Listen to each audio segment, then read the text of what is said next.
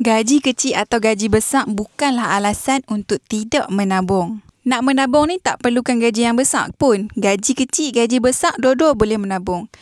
Tapi dengan syarat tuan-puan perlu disiplin dan juga pandai menguruskan keuangan.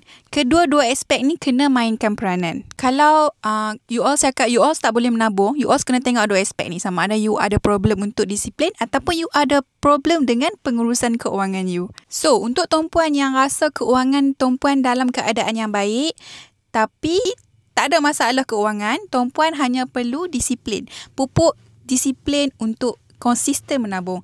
Tapi untuk tuan-puan yang ada masalah keuangan, ada banyak hutang, komitmen tinggi, gaji kecil, tak cukup nak bayar komitmen, tuan-puan perlu repair cash flow tuan-puan. Macam mana? Repair cash flow ni ada dua cara saja. Sama ada tuan-puan tambah pendapatan tuan-puan ataupun tuan-puan kurangkan komitmen sedia ada. Tuan-puan track balik perbelanjaan, tuan-puan record balik, tengok balik semua yang mana boleh buang.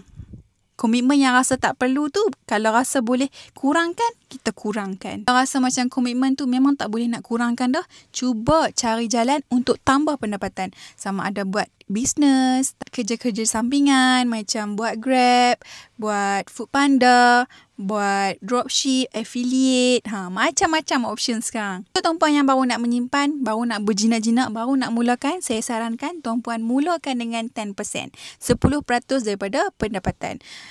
Pakar keuangan sendiri pun mencadangkan supaya kita boleh simpan sekurang-kurangnya 10% setiap bulan daripada pendapatan kita. Tapi ada lagi problem, bila kita dah mula simpan duit yang 10% tu pun, kita rasa tak boleh nak konsisten. Kita simpan je, asyik bocor jadi benda lain. Cadangan saya adalah alihkan simpanan cash tuan-puan tu, tukar ke dalam bentuk emas.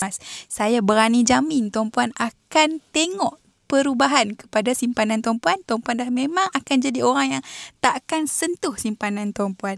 Okey, semoga bermanfaat. Bye!